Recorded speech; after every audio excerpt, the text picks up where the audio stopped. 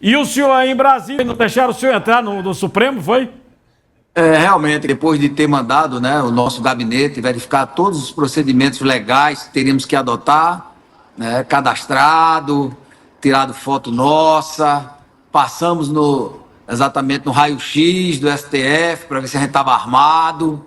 E quando chega que somos colocados num elevador, eu e mais 5 deputados federais, né, o Sanderson, né, o Capitão Alden, né, que é da Bahia, né, o Gustavo Gaia, enfim, o Coronel Assis, fomos levados para um quarto andar. E quando a gente desce no quarto andar, uma sala com a tela de galinheiro e umas TVs, né? Então isso é um desrespeito, tá certo? Com o deputado federal, com todos nós deputados federais, não foi só eu, quase 15 deputados federais foram barrados, né? E a gente tem que se posicionar. Eu digo sempre, eu estou deputado federal. Agradeço a todo o povo pernambucano de ter sido eleito deputado federal. Porém, no momento desse, eu sou deputado federal. Então, me impus, né, registrei, que isso é um absurdo, né, uma falta de delicadeza. O deputado. E o que a gente vê é que o terceiro andar, Cardinô, e todos que estão nos assistindo, encheram com assessores, encheram com pseudos perseguidos pela ditadura militar. Não, é isso que eu queria comentar. Peraí, deixa eu só comentar com o senhor. O senhor não pôde ter acesso, eu queria que o senhor confirmasse isso. Familiares de pessoas que teriam sido presas ou perseguidas pelo regime militar de 64, como por exemplo a família do Herzog. A informação está na Folha de São Paulo. E essas pessoas estão na primeira fila do julgamento. É verdade que o Supremo botou essas pessoas? Com certeza. E lotou com servidores. Com servidores. Então não tem como. A gente estava cadastrado, os deputados federais. Outra coisa, deputado. Nós tivemos aqui, o doutor Célio, doutor Antônio, o senhor entrar no debate aqui, porque é o seguinte, a informação é que teve até um advogado que estava inscrito no Supremo, porque uma das pessoas acusadas é cliente dele. O advogado foi impedido. Cardinô, veja bem... Com certeza, o advogado, nosso Sebastião Coelho, também impedido de entrar. Desembargador aposentado. É um absurdo. Veja exatamente. Só. Então, o que a gente vê que aquilo ali é um julgamento, a gente lembra exatamente lá de Nuremberg, né? Exatamente aquilo ali já está certo, a gente já sabe qual é o resultado daquilo. Não, o Célio Avelino está revoltado aqui, deixa eu ouvir o advogado.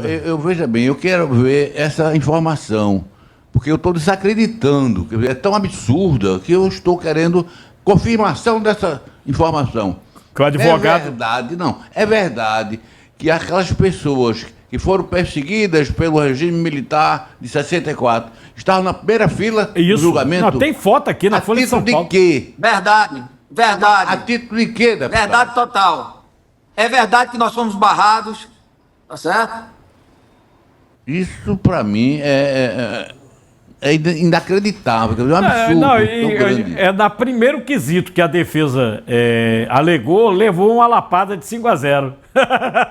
Aquela maluda que é do Globo, viu, doutor? Disse que vai ser assim. Tranchei 5-0, 5-0, 5-0, até a condenação. O grande problema, Cardinô, e aí eu nem Isso é um tribunal da Inquisição, Cardinô. Hoje em Brasília está instalado um tribunal da Inquisição.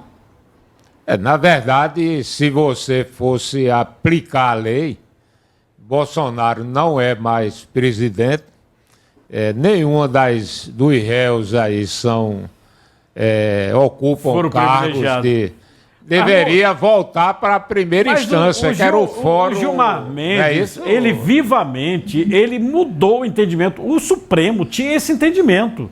Ele mudou o entendimento, né? Votaram um novo entendimento. O absurdo aí, independente de ser Bolsonaro ou não, o absurdo você não tem mais a quem recorrer. Você não tem. Praticamente está condenado. O Supremo já então... O absurdo é tão grande, deputado. Veja só. Estou dizendo, é trama golpista.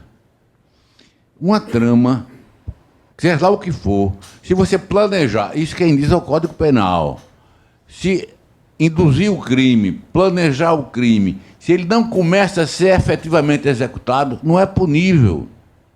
Quer dizer, por exemplo, um exemplo grosseiro.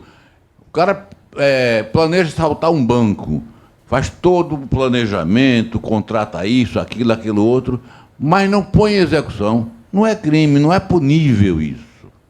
Então, eu não vejo nesse arrazoado todo, dessa trama golpista, qual foi o ato de execução dessa tentativa de golpe. Não tem. Então, isso não é punível. Vamos dizer que isso foi verdade, que se planejou isso, aquilo outro. Mas se não iniciou a execução, não tem que falar em punição. É o código que diz, não é Saíra Avelino que está dizendo, não. Tem um monte de jurista falando a mesma coisa que o senhor está dizendo. Mas tem um bocado de gente também que se diz professor universitário, engajado em partido político, que fala o contrário. Então, a gente está vendo hoje que a política dominou a justiça. É porque esse pessoal, ele fala, é o pessoal que tem realmente conhecimento jurídico, isso, aquilo outro, mas tem uma ideologia que bloqueia o raciocínio. Então, é como Platão já na antiguidade dizia, o homem é escravo dos seus próprios valores. Então, é igual aquela história, né? Eu nem atirei, eu comprei uma arma, tinha uma vontade danada de atirar com ela. E nem atirei. Então, se eu não atirei, qual o crime que eu pratiquei? Um exemplo que eu aprendi em faculdade. O cara quer matar outra pessoa, vai numa loja, compra uma arma, compra munição, planeja tudo, fica no lugar da emboscada e desiste. Não é punível, porque não tem ato de execução. Para se haver tentativa, é preciso que haja um ato de execução e que esse ato de execução seja impedido por circunstâncias alheias à vontade do agente. Sem isso, não há que se falar em tentativa com seriedade científica. Agora, com ideologia, pode falar.